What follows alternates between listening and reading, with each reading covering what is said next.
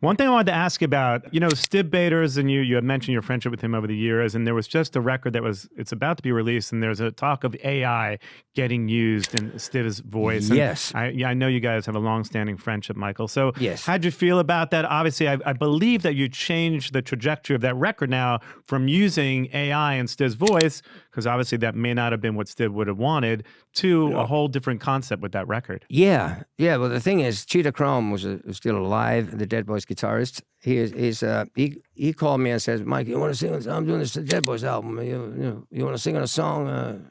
So yeah, sure. What is it? Sing a song called Circus by a band called String Driven Thing, who I never heard of, a Scottish band. Apparently they're still going.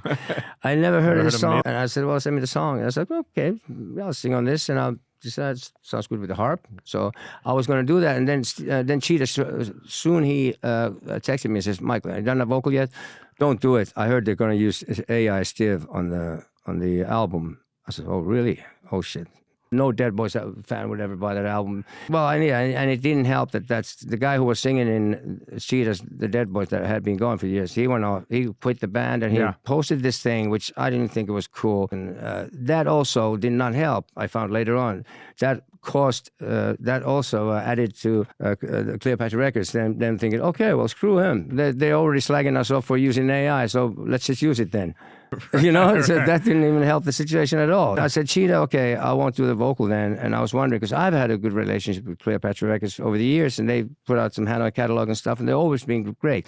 I was always happy that there was one label that remained cool throughout the years.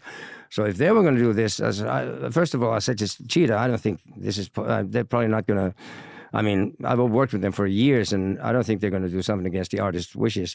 So Cheetah says, "Oh, let me find out."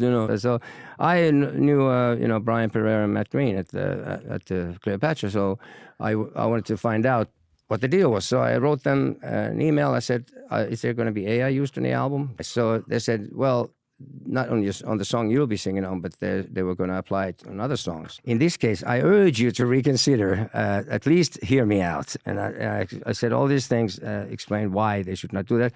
And instead, why don't you use guest singers like Slash? Why don't you do that instead for this? And there's tons of people who love Dead Boys.